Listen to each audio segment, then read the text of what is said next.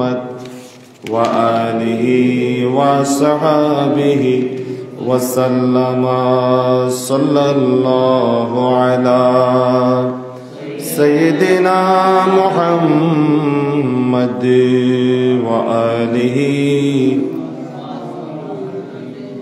صلاة يا رسول الله عليكم سلام يا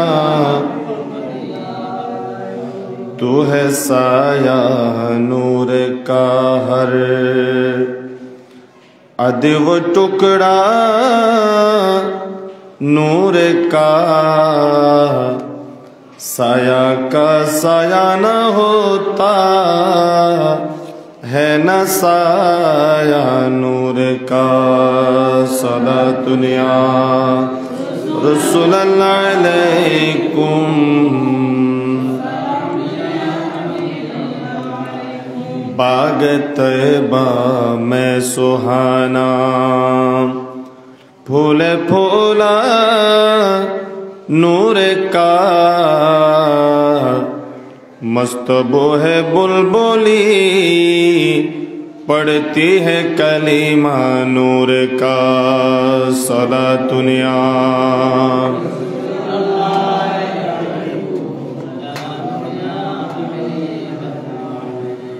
اعوذ باللہ من الشیطان الرجیم بسم اللہ الرحمن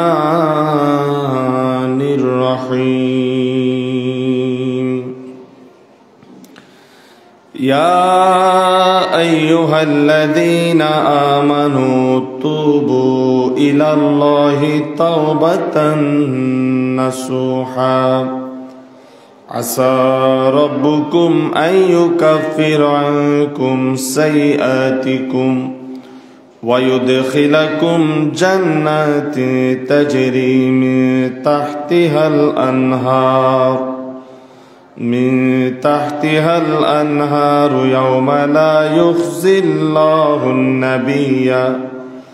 يخزي الله النبي والذين آمنوا معه صدق الله مولانا العظيم وصدق رسوله النبي الحبيب الكريم ونحن على ذلك من الشاهدين والشاكرين والحمد لله رب العالمين رب صل وسلم وبارك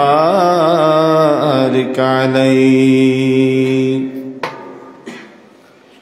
مت پوچھئے کس کا عاشق ہوں میں چپ رہنا ہمارا کافی ہے مت پوچھئے کس کا عاشق ہوں میں چپ رہنا ہمارا کافی ہے ایک پردہ نشی کا راز ہوں میں ایک پردہ نشی کا راز ہوں میں بس اتنا ہی اشارہ کافی ہے ایک پردہ نشی کا راز ہوں میں بس اتنا ہی اشارہ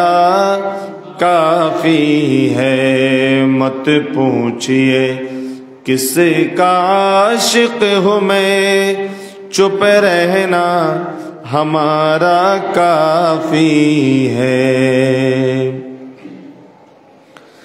محشر میں اگر ہاتھ آ جائے تو دامن ہی تمہارا کافی ہے محشر میں اگر ہاتھ آ جائے تو دامن ہی تمہارا کافی ہے قسمت میں اگر دامن نہ ملے قسمت میں اگر دامن نہ ملے بس ایک ہی اشارہ काफी है।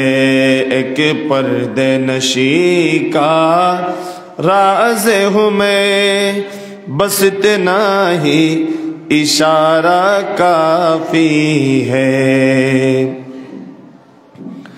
न शाही की तमन्ना इस दिल में है, तख्त की ख्वाहिश न रखता हूँ मैं। न शाही की तमन्ना इस दिल में है, तख्त की ख्वाहिश न रखता हूँ मैं अदना गुलामों मैं तो सही, मैं अदना गुलामों मैं तो सही, फिर हो तो तुम्हारा काफी है। मैं अदना गुलामों मैं तो सही, फिर हो तो तुम्हारा काफी है। एक पर्दे नशी का राज हूँ मैं, बस इतना ही इशारा काफी है। उपस्थित हजरत नूरशाह रहमतुल्लाह अलैह जामे मस्जिदेर सम्मानित मुसल्ली भाईरा, आवाज যতটুকু বিস্তৃত হচ্ছে সবন্ডত অন্যান্য ভাইয়েরা, ঘরে বসে শুনছেন পর্দা মস্তুরাত মা এবং বোনেরা, রহিমানি ওয়া রহিমাকুমুল্লাহ, আসসালামু আলাইকুম ওয়া রাহমাতুল্লাহি ওয়া বারাকাতুহু। মহান রব্বুল আলামিনের দরবারে অসংখ্য বেশুমার শুকরিয়া আদায় করছি যে মহান রব্বুল আলামিন আজকের এই বরকতময় জুমায় মসজিদে আসার, নামাজ আদায় করার আমাদেরকে ফুরসত তৌফিক দান করেছেন।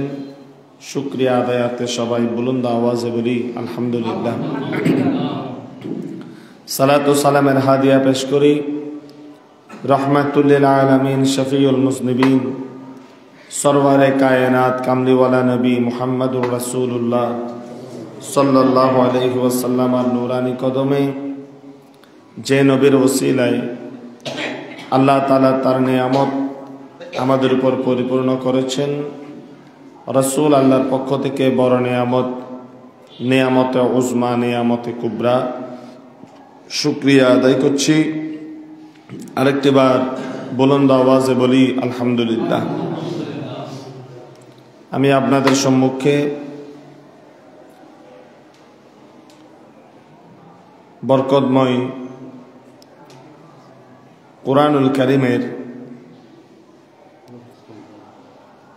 সূরা তাহরিম থেকে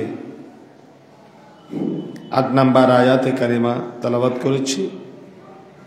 এই আয়াতের আলোকে আমাদের এই ক্ষণস্থায়ী দুনিয়ার হায়াতে তাওবার কি গুরুত্ব, তাওবা বান্দাকে জীবনে কতটুকু উন্নতি করতে পারে, নিজেকে ইসলাহ শুদ্ধ হওয়ার জন্য আমাদের প্রত্যেকের জীবনে তাওবার কি গুরুত্ব, এবং তাইবিন বান্দা যারা হয়েছেন, যারা তওবা করেছেন, তাদেরকে আল্লাহ কি পুরস্কার দিয়েছেন, এটার উপর আলোকপাত করব। আল্লাহ তাআলা আমাকে বলার এবং আমরা সবাই শুনে যেন এই আলোচনার উপর আমল করতে পারি। আল্লাহ তাআলা আমাদের সবাইকে সেই তৌফিক দান করুন, সবাই বলি আমিন। আল্লাহ তাআলা ইরশাদ ফরমাচ্ছেন, ইয়া আইয়ুহাল্লাযীনা আমানু, হে ঈমানদারগণ, তুবু ইলাল্লাহি, তোমরা আল্লাহর দরবারে তওবা করো, তাওবাতান নাসুহা, নিষ্ঠাপূর্ণ ইখলাসপূর্ণ তাওবা। আসা রব্বুকুম আন ইউকাফিরু আনকুম সাইয়্যাতিকুম, তোমরা যদি তওবা করো আল্লাহ তাআলা তোমাদের গুনাহগুলি, অপরাধগুলি ক্ষমা করে দিবেন। আর ওয়ায়ুদখিলাকুম জান্নাতিন তাজরি মিন তাহতিহাল আনহার, শুধু মাফ করবেন তাই নয়, আল্লাহ তোমাদেরকে জান্নাতে প্রবেশ করাবেন, যে জান্নাতের নিচে দিয়ে যেখানে তোমাদের পা থাকবে, পায়ের নিচে দিয়ে, জান্নাতের নিচে দিয়ে তাজরি মিন তাহতিহাল আনহার, আল্লাহর কুদরতপূর্ণ, বরকতপূর্ণ, হিকমতপূর্ণ নহর সমূহ তোমাদের পায়ের তলদেশে জান্নাতের নিচ দিয়ে প্রবাহিত হতে থাকবে। এটা তোমরা দেখবে। লা ইউখজিল্লাহুন নাবিয়্যা ওয়াল্লাযিনা আমানু মাআহ, আল্লাহর নবী ও তার সাথী ঈমানদারগণকে, আল্লাহর নবী ও তার সাথী ঈমানদারগণকে অপমান করবেন না। অর্থাৎ আল্লাহর নবীরা যারা ছিলেন এবং নবীদের কথা অনুযায়ী যারা তওবা করেছেন, আল্লাহ কিয়ামতের ময়দানে তাদেরকে অপমানিত করবেন না, বরং তওবার বিনিময়ে আল্লাহ যে ওয়াদা তার বান্দার সাথে করেছেন, গুনাহগুলি মাফ করে দিবেন এবং আল্লাহ তাদেরকে জান্নাতে প্রবেশ করাবেন। সবাই বলি সুবহানাল্লাহ। আমরা দুনিয়ার হায়াতে প্রতিনিয়ত আমরা গুনাহ করে বেড়াই। গুনাহ থেকে বাঁচার আমাদের সুযোগ নাই। দুনিয়াদারি করতে গেলে গুনাহ হবে।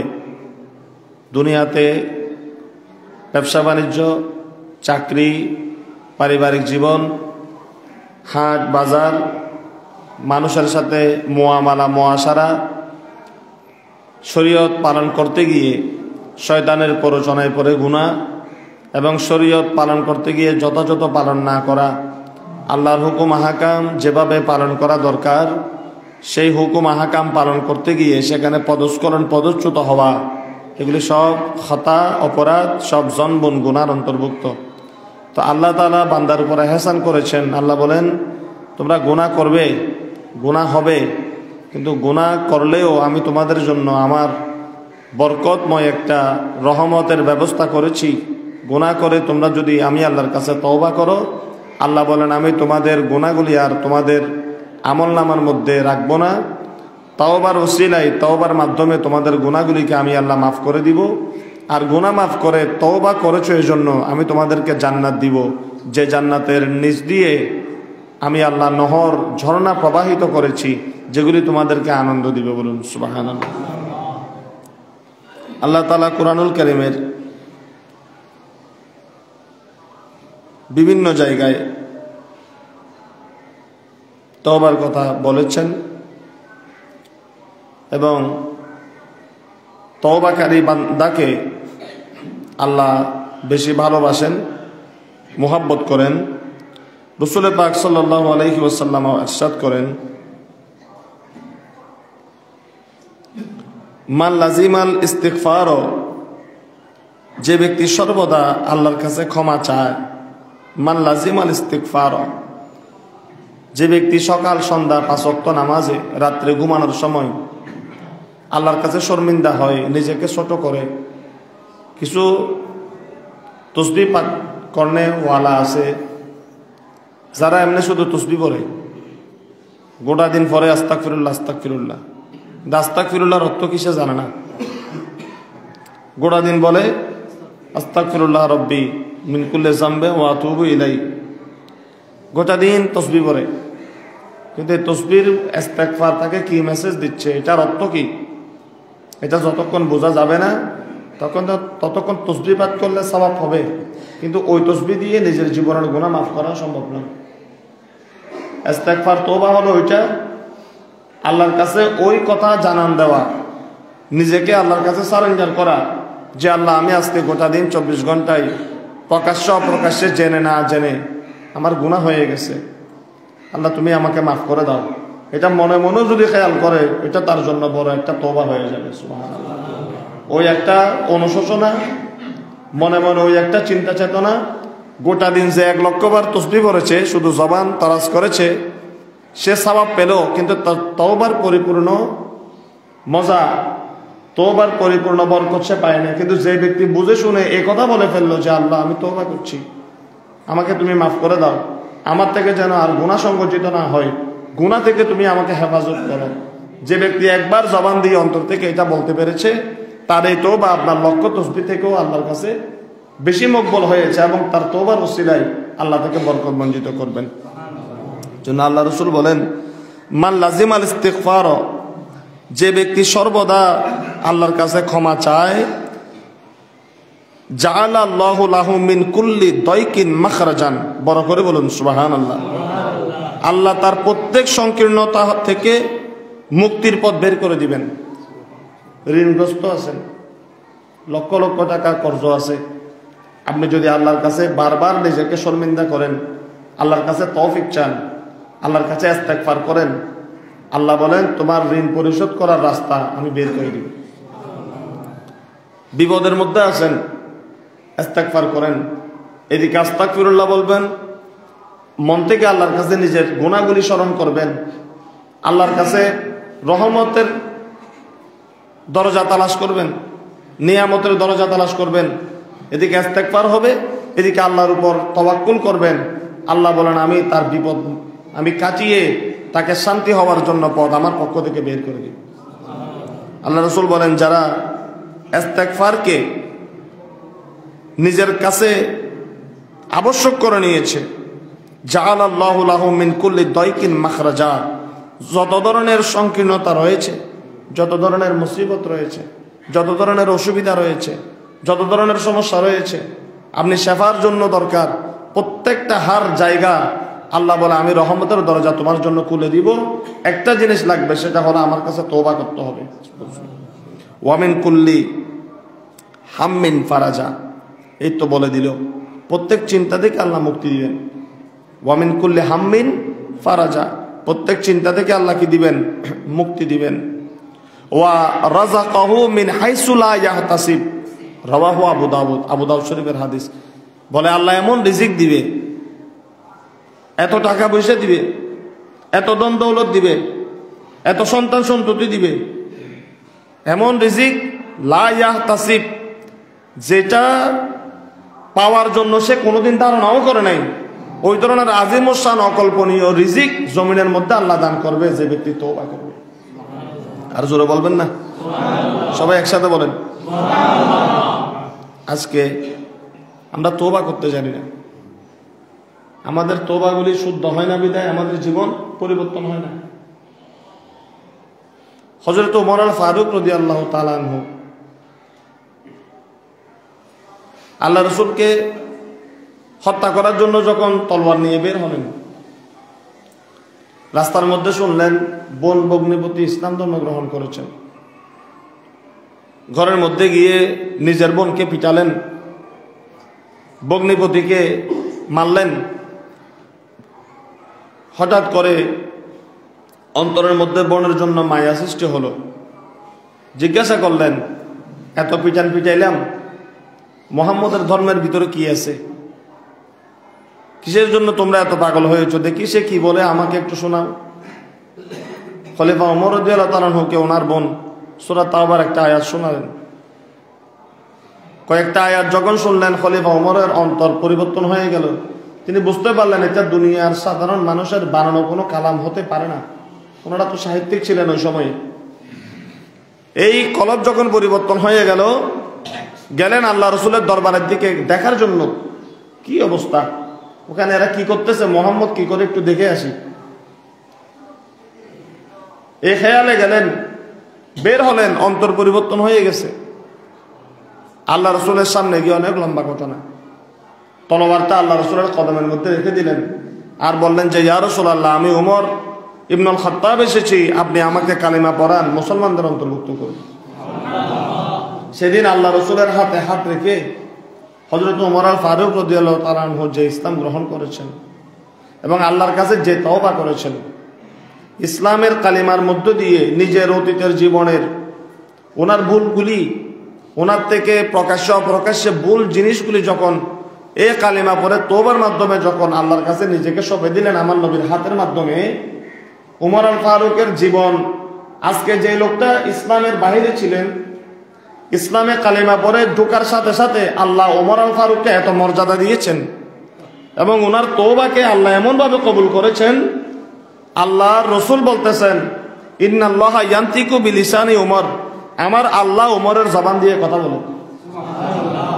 আমার আল্লাহ ওমরের জবান দিয়ে কথা বলেন রাদিয়াল্লাহু তাআলা, মানে আমার উমর যেটা সিদ্ধান্ত দেয় ওই সিদ্ধান্তের উপর আল্লাহ রাজি। এবং আমার উমর যেভাবে আমি নবীকে পরামর্শ দেয়, আমি দেখেছি কিছুক্ষণ পরে জিবরিল আমিন উমর আল ফারুকের সেই পরামর্শের উপর, সেই কথার উপর আল্লাহ কোরআনের আয়াত নাযিল করেছেন যে আমার উমর যেটা বলেছে নবী, আমি আল্লাহ সেটা বলতেছি। আপনারা জানেন দুইজন লোক সালিশ নিয়ে রাসূলের কাছে গেছে। একজন হলো মুনাফিক মুসলমান, আরেকজন হলো কি ইহুদি। আল্লাহ রাসূল বিচার করে দিলেন জমির মালিক ইহুদি। সেই মুনাফিক মুসলমান সিদ্দিক আকবরের কাছে গেলেন। সিদ্দিক আকবর বলেন, এই বিচারের ফয়সালা নবী করেছেন, এখানে আমার কোনো সিদ্ধান্ত নাই। উমর আল ফারুকের কাছে গেলেন। উমর আল ফারুক বললেন, এখানে কেন আসলা? বলে, মুহাম্মদ নবীর বিচার আমি মেনে নিতে পারি নাই। উমর আল ফারুক বললেন, বসো। ভিতরে গেলেন, তলোয়ারটা নিয়ে আবার জিজ্ঞাসা করলেন ওই মুসলমানকে যে কালিমা পড়ে নবীর পিছনে নামাজ পড়তো, কিন্তু নবীর ফয়সালায় সে সন্তুষ্ট হতে পারে নাই। নবীর বিচার তার যথাযথ মনে হয় নাই। নবীকে সে ইনসাফ জানে না, ইনসাফ করতে পারে নাই, ধারণা তার অন্তরে চলে এসেছে। উমর আল ফারুক তার তলোয়ার দিয়ে তাকে দুই টুকরা করে দিয়েছেন। তার গোত্রের লোকেরা সবাই মিলে আল্লাহ রাসূলকে বিচার দিল যে যেই লোক মসজিদে নববীতে নামাজ পড়ে, কোরআন তেলাওয়াত করে, মুসলমানদের সাথে উঠা বসা, এরকম একজন মুসলমানকে খলিফা ওমর কি করেছে? কতল করেছে। তো মুসলমান যেহেতু মেরেছেন কোরআনের ফয়সালা অনুযায়ী কতলের বদল কতল। বিচারের জন্য মসজিদে নববীর আঙ্গিনায় হাজার হাজার মানুষ জড়ো হয়েছে। উমর আল ফারুক বসা। উমর আল ফারুক এক কথা বলেছেন যে আমার নবীর বিচারকে মানে না, আমার নবীকে যে ইনসাফের মাপকাঠি মানে না, আমি উমর তাকে মুসলমান মনে করি না। ইয়া রাসূলুল্লাহ, আমার যেটা করার আমি করে দিয়েছি, আপনার যেটা বিচার করার আপনি সেটা করুন। আল্লাহ রাসূল সিদ্ধান্ত দিবেন। এমন সময় সাহাবে কেরাম দেখতেছেন আল্লাহ রাসূলের শরীরে কম্পন সৃষ্টি হলো, রাসূলের চেহারা ঘামা শুরু করলো। সবাই বুঝতে পারলেন যে আল্লাহর পক্ষ থেকে হয়তো খলিফা ওমরের ব্যাপারে কোনো আয়াত নাজিল হচ্ছে। আল্লাহ রাসূল কিছুক্ষণ পর আল্লাহ রাসূলের চেহারা সুন্দর হয়ে গেল, আল্লাহ রাসূলের অন্তর প্রশান্তি হয়ে গেল। রাসূল বললেন, লা ইউমিনুনা হাত্তা ইউহাক্কিমুকা ফীমা শাজারা বাইনাকুম, যে এরা তো সে তো মুমিনই হতে পারে না, সে তো মুমিনও হতে পারে না। হাত্তা ইউহাক্কিমুকা ফীমা শাজারা বাইনাহুম, এই যে দুইজন লোক যে বিষয়ে আপনার কাছে মীমাংসার জন্য আসছে, আল্লাহ বলতেছেন নবী আপনি বিচার করে দিয়েছেন, তারপরও যে আপনার বিচারে সন্তুষ্ট হতে পারে না, আপনার বিচার নিয়ে, আপনার সালিশ নিয়ে যার অন্তরের ভিতরে ঘুরপাক খায়, সে তো ইমানদার হতে পারে না। আমার উমর কোন মুসলমানকে হত্যা করে নাই, ইমানদারকে হত্যা করে নাই। আমার উমর যাকে মেরেছে তার ভিতরে ইমানেই নাই, সেই ছিল মুনাফিক মুসলমান। সুতরাং আমার উমরকে আপনি নবী মৃত্যুদণ্ড দিতে পারবেন না। আমার উমর কোন মুসলমান মানে নাই, আমার উমর একজন মুনাফিক কাফেরকে হত্যা করেছে। কিভাবে আল্লাহ খলিফা ওমরকে পছন্দ করেছেন?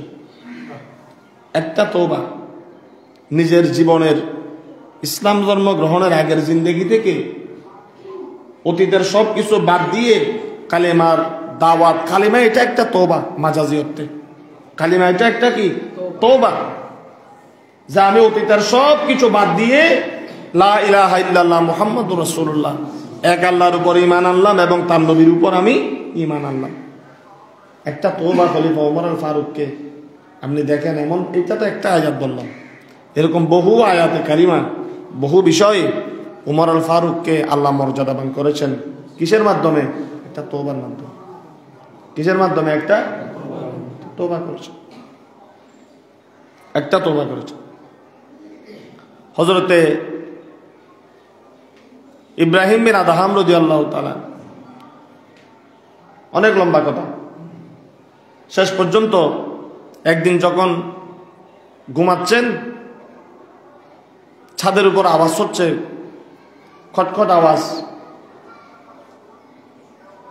ইব্রাহিম আদহাম বলে, ছাদের উপর কে? হ্যাঁ, তো একজন লোক ডাক দিলেন যে আমার ঘোড়া হারিয়ে গেছে, ঘোড়াটা তালাশ করতেছি।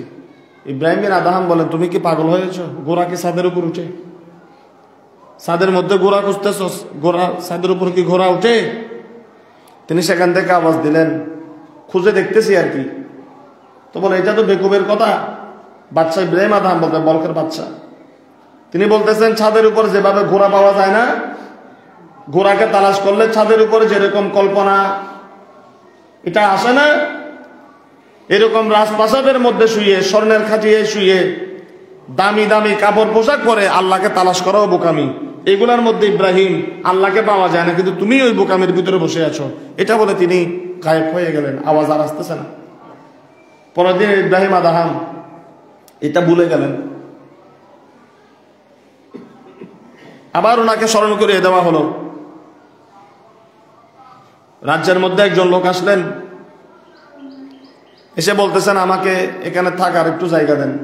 ইব্রাহিম আদাহাম বলেন আমার সরাইখানা দূরে, এটা সরাইখানা নয়, এখানে মুসাফির কোন ফকিরদেরকে আমি জায়গা দিই না, এখানে রাজা বাদশাহ রাজ্যের গুরুত্বপূর্ণ ব্যক্তিরা থাকবে। তখন ওই ফকির ওনাকে বলতেছেন, বলে তুমি এই যে প্রাসাদ, এটা প্রাসাদ কার? বলে আমার। বলে তোমার প্রাসাদ, তুমি কি? বলে আমি এটার মালিক। বলে তোমার আগে কে ছিল এটার মালিক? বলে আমার বাপ ছিল। বাবার আগে কে ছিল? দাদা ছিল। বলে এরা কোথায় এখন? বলে এরা তো কবরে। তো তুমি কোথায় যাবে? তুমিও তো কবরে যাবে। আমি যেরকম এসে 2 ঘন্টা 3 ঘন্টার জন্য তোমার কাছে জায়গা চাইতেছি, মুসাফির, তোমার বাবা দাদাও এগুলার মালিক ছিল, কিন্তু কিছুদিনের জন্য, ক্ষণিকের জন্য আজকে নাই, কবরে চলে গেছে। তুমি এটার কিছুদিন মালিক হয়ে কিছুদিন ভোগ করতে পারবা, তোমাকেও এখান থেকে একদিন কি করতে হবে? বিদায়। তো তুমি একটু লম্বা চূড়া মুসাফির, মালিকানা মুসাফির, আমি কিছুক্ষণ কয়েক ঘন্টার মুসাফির। সুতরাং এই মুসাফির হয়েও তুমি এটাকে নিজের দাবি করতেছ, তোমার এই কথার তো কোনো কিনাই ভিত্তি। ইব্রাহিম আদাহামের চোখ খুলে গেল। মূলত উনি ফকির ছিলেন না, উনি ছিলেন আল্লাহর ওলি হযরত খাজা খিজির আলাইহিস সালাম। মাই ইয়াহদিল্লাহু ফাহুয়াল মুহতাদ। আল্লাহ যাকে হেদায়েত দিতে চান তাকে কেউ গোমরাহ করতে পারে না। ওয়া মাই ইউদিলিলহু ফালা, আর আল্লাহ যাকে জাহান্নামে পোড়াইতে চায় একে আমি গোটা দিন ওয়াজ করে হেদায়েত দিতে পারবো না, সে বুঝবে না, এর চুলকাবে, এ মসজিদে বসতে পারবে না, কেমন কেমন কেমন কেমন লাগবে। আর যার হেদায়েত পৌঁছাবে, নবী মক্কায় খাজা ওয়াইসুল করণী গাছের উপরে বসে কাঠ কাটতেছে, গাছের নিচে 2 জন আরবি লোক ঘোড়া রেখে দাঁড়িয়েছে। ওই বাগানের মালিক এসে জিজ্ঞাসা করতেছে বিভিন্ন কথা। ওই সময় তারা 2 জন গাছের গোড়ায় বলতেছে গতকালকে এক ঘটনা ঘটেছে, 2 দিন আগে এক ঘটনা ঘটেছে। কি ঘটছে? কয় মক্কার মধ্যে একজন লোক এসেছে যিনি মুহাম্মদ কালিমার দাওয়াত দিচ্ছেন, আবু জেহেলের সাথে চ্যালেঞ্জ করে গত 2 দিন আগে ওই মুহাম্মদ জাবালে আবি কুবাইসে দাঁড়িয়ে চাঁদকে 2 টুকরা করে দিয়েছে। সুবহানাল্লাহ বলবেন না? বুঝান নাই কথা? কে বলে কথা এগুলা? 2 জন মুসাফির লোক ঘোড়া নিয়ে যাচ্ছে, ইয়ামানের মধ্যে দাঁড়ানো একটা গাছের গোড়ায় দাঁড়িয়ে এই কথা বলতেছে। ওই গাছের আগার মধ্যে কাট কাটতেছে কে? খাজা ওয়াইসুল করণী রাদিয়াল্লাহু তাআলা আনহু। নবী চোখে দেখে নাই।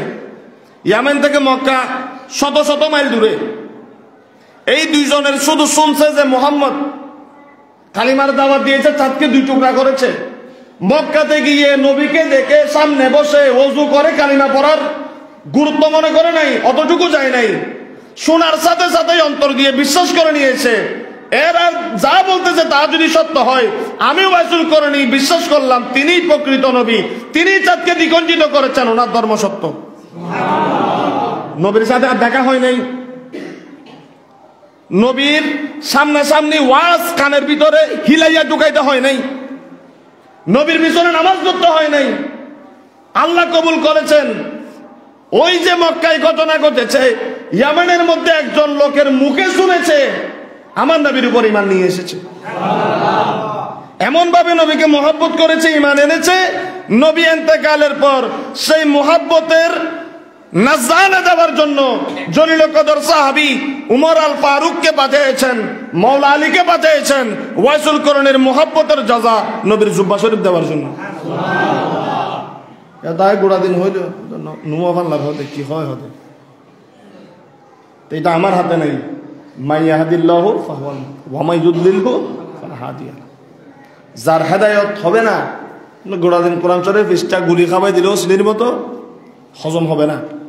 আর যার হেদায়েত আল্লাহ রেখেছেন, আল্লাহ কবুল করেছেন, এদের এত ওয়াজ করতে হয় না, অল্পতে বুঝে। নবীর মকান কোথায়, ওলি আল্লাহর মকান কোথায়, মা বাবার আদব কায়দা কি, এলাকার সামাজিকতা কি, মসজিদের আদব কি, মাদ্রাসার আদব কি, এগুলো বলতে হয় না। আদব ওয়ালা একটা আদব শিখলে 24,000 আদব তার ভিতর চলে আসে। বেয়াদব যখন একটা বেয়াদবি করে 24,000 বেয়াদবি তার ভিতর থেকে বাইরে। এটাই অবস্থা। এখানে আর ব্যাখ্যা করার কিছু আছে? ইব্রাহিম আদহাম রাদিয়াল্লাহু তাআলা পরের দিন শাহী জুব্বা খুলে ফকির মিসকিনকে দিয়ে রাজ্য তো কাউকে বুঝিয়েও দেয়নি, বলে আমি একটু সফরে যাচ্ছি। সাধারণ একটা পোশাক পরে বেরিয়ে গেলেন। 20 বছর পর ওনার রাজ্যের ওই সময়ের একজন মন্ত্রী দশলা নদীর পারে 20 বছর পরে ইব্রাহিম আদহামের সাথে দেখা হলো। সালাম দিলেন, বললেন হুজুর দীর্ঘদিন আপনার সাথে দেখা নাই, হঠাৎ করে আপনার মাথায় কি আসলো? আপনি মনে হয় পাগল হয়ে গেলেন, রাষ্ট্র রাজ্য ছেড়ে চলে গেলেন, আমাদের কোনো খোঁজ খবর নাই। ছিলেন একটা বাদশাহীর জীবন, কত সুন্দর জীবন, আজকে এই দেখতেছি আপনি সালার বস্তা পরে, চটের সালা পরে, খালি গায়ে সাধারণ একটা জীর্ণ শীর্ণ কাপড় নিয়ে বসে আছেন, লাভটা কি হয়েছে আপনার? ইব্রাহিম আদহাম বলে, লাভ কি দেখবে তুমি? বলে দেখেন।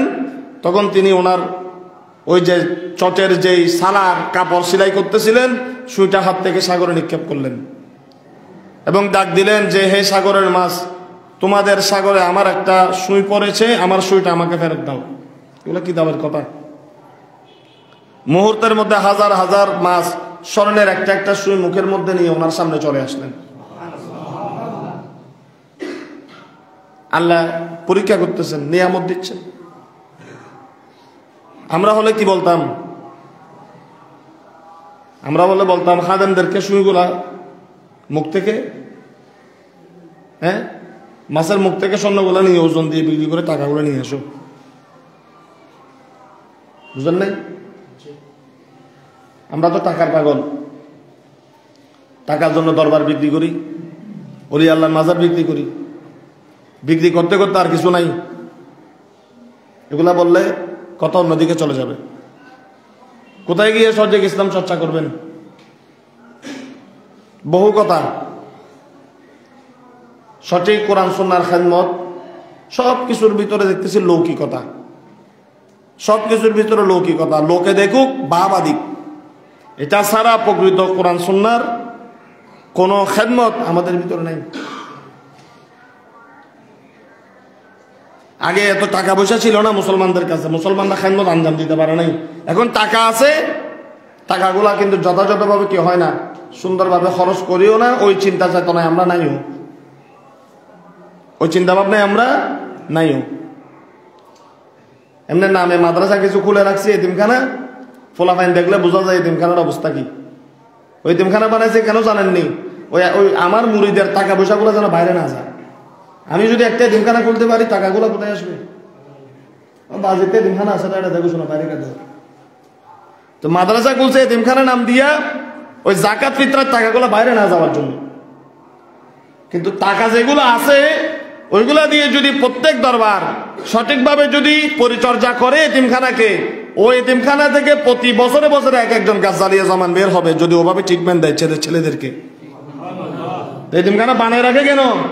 ওই জাকাতের টাকা, এই টাকা, ওই টাকা, আর সরকারকে ট্যাক্স বাকি দেওয়ার জন্য একটা হিল্লা করে, আমি আপনাকে ট্যাক্স করতে দিব, দেখতেছেন না আমি এতিম পালতেছি। এরকম বহু দেখেছি। কিছু টাকা হয়েছে, ফাউন্ডেশন একটা খুলে দিয়েছে নাম দিয়ে, সরকারকে ট্যাক্স না দেওয়ার জন্য। কি করার? আমি খেদমত করতেছি না। কি খেদমত করার? আমি বন্যাতদেরকে কাপড় দিচ্ছি, খানা দিচ্ছি, রোহিঙ্গাদেরকে এই দিচ্ছি, সেই দিচ্ছি। সরকার বলো সে তো মানব সেবা করতেছে, তার থেকে ট্যাক্স নেওয়া যাবে না। এরকম এতিম ফকির মিসকিনের নাম বিক্রি করে একটা একটা ফাউন্ডেশন বানাইয়া এই বিভিন্ন টাইপের লোকেরা ধর্ম ব্যবসা শুরু করে, এগুলাতে কোটি কোটি টাকা জমিয়ে এরা এগুলা হজম করে, উপর দিয়ে নাম দিয়ে ইসলামের খেদমত করতেছে। কিন্তু সেই খেদমত থেকে কোনো রেজাল্ট, কোনো সামরা পাওয়া যায় না। আমি ভুল বললে একজন লোক দাঁড়িয়ে বলেন, না বলো আপনার কথা হয়নি, আপনি গিয়ে দেখেন আমি যেভাবে বললাম।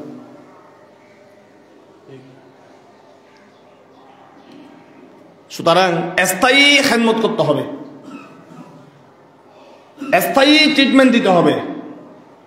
আমার গাড়ি একটা নষ্ট হইলো, আমি মেকানিকের কাছে নিয়ে গেলাম, সে ঠিক করার পর 2 দিন চলো, 3 দিনের দিন আবার গাড়ি ডিস্টার্ব, ওটাকে কাজ বলে না। আপনি একটু করে দিচ্ছেন, তারপরে লোককে দেখাচ্ছেন দিলাম, ওটাকে স্থায়ী এমন ভাবে দিতে হবে, ওটার উপর সে দাঁড়িয়ে যেতে হবে, এমন ভাবে ট্রিটমেন্ট দিতে হবে, ওই ট্রিটমেন্টে সমাজ পরিবর্তন হয়ে যেতে হবে, ওটাকে বলা হয় প্রকৃত স্থায়ী খেদমত। সুবহানাল্লাহ।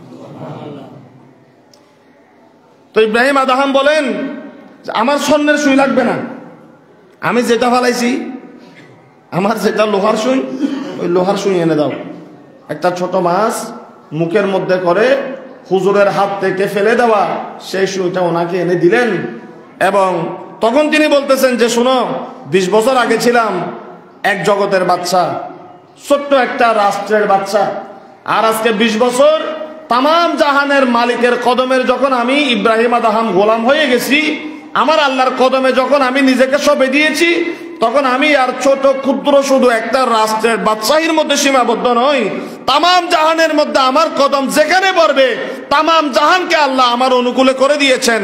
তামাম জাহান আমি ইব্রাহিম আদহাম যেটা বলি সেটা শুনবে, যেটা বলি সেটা পেয়েছেন কিসের মাধ্যমে? একটা তওবার মাধ্যমে। বাদশাহী পোশাক খুলে ফেললেন, আল্লাহর কাছে তওবা করলেন, আল্লাহ দুনিয়ার সালতানতকে বাদ দিয়ে ওনার তকদিরের মধ্যে তামাম জাহানের বাদশাহী ওনার কপাল লিখে দিলেন। হযরতে বিশর হাফি,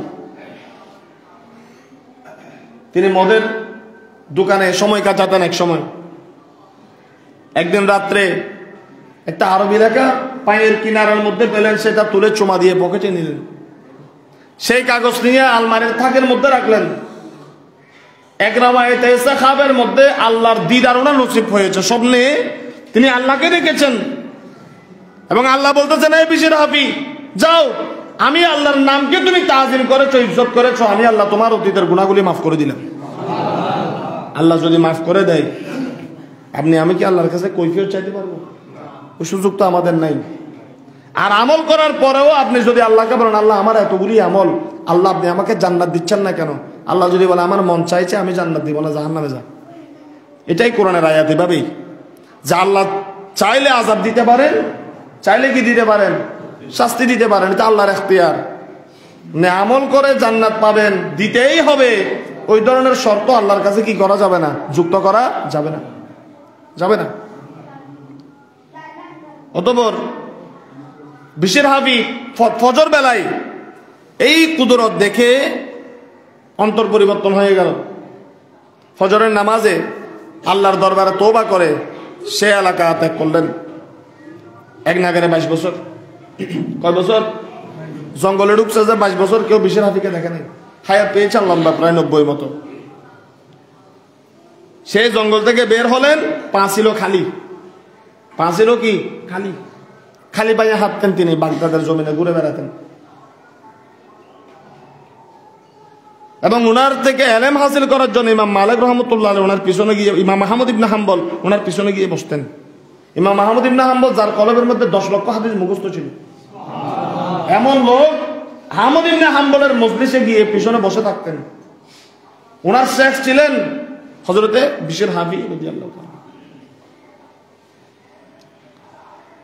এই বিশর হাফি খালি পায়ে হাঁটতেন বিদায় উনি যে রাস্তা দিয়ে হাঁটতেন ওই রাস্তা দিয়ে গরু গাধা উট পায়খানা প্রস্রাব করতো না। যে এই রাস্তা দিয়ে আল্লাহর ওলি বিশর হাফি হাঁটবেন, আমি পায়খানা প্রস্রাব কিভাবে করব? একদিন হযরতে জুন্নুন মিসরি রহমতুল্লাহ আলাইহি রাদিয়াল্লাহু তাআলা আনহু ফজর বেলায় দেখেন রাস্তার মধ্যে ময়লা। তিনি সবাইকে বললেন, তোমরা বলো ইন্না লিল্লাহি ওয়া ইন্না ইলাইহি রাজিউন। হুজুর ইন্না লিল্লাহ বললেন কেন? কে মারা গেছে? বলে আমার মনে হচ্ছে আমার ভাই বিশর আর নাই, বিশর হাফি হয়তো দুনিয়া থেকে বিদায় নিয়েছেন। হুজুর বুঝলেন কিভাবে? বলে দেখো রাস্তার মধ্যে ময়লা দেখা যাচ্ছে, হয়তো বিশর হাফি বিদায় নিয়েছেন। ঠিক এই কিছুক্ষণ পর ওনার কাছে খবর আসলো যে আল্লাহর ওলি হযরত বিশর হাফি দুনিয়া থেকে বিদায় নিয়েছেন। ওনারাই ছিল বেলায়েতের প্রকৃত ওলি। ওনারাই করেছেন আল্লাহকে চিনার সাধনা কাকে বলে। গদির মধ্যে বসে হরেক রকমের মশলা দিয়ে গোস্ত খেয়ে, নামাজ নাই, কালাম নাই, ইবাদত নাই, রিয়াজত নাই, দুনিয়াকে বোলানোর জন্য দুনিয়ার স্বরূপ কীর্তকলাপের মধ্য দিয়ে আল্লাহ পাওয়া যায় না। এজন্য রাসূল বলেছেন শেষ জামানায় লোক বের হবে, এলেম ছাড়া ফতোয়া দিবে, ভালো খারাপ চিন্তা চেতনা করার তার জ্ঞান থাকবে না কোনটা ভালো হচ্ছে কোনটা খারাপ হচ্ছে। দল্লু বা দল্লু, নিজেও গুমরার ভিতরে থাকবে, মুরিদগুলাকেও গুমরা বানাবে। নিজে গুমরার মধ্যে থাকবে, ছাত্রগুলাকে গুমরা বানাবে। নিজে গুমরার মধ্যে থাকবে, পরিবারগুলাকেও গুমরা বানাবে। কিছু করার নাই। এমন একটা অবস্থা যাচ্ছে, আপনি যদি চিন্তা করেন, আমরা তো ফা দেওয়ার সময় চিন্তা করি না, কিন্তু হাকিকতার আপনার যদি চোখ থাকে, আপনি দেখবেন আপনি রাস্তায়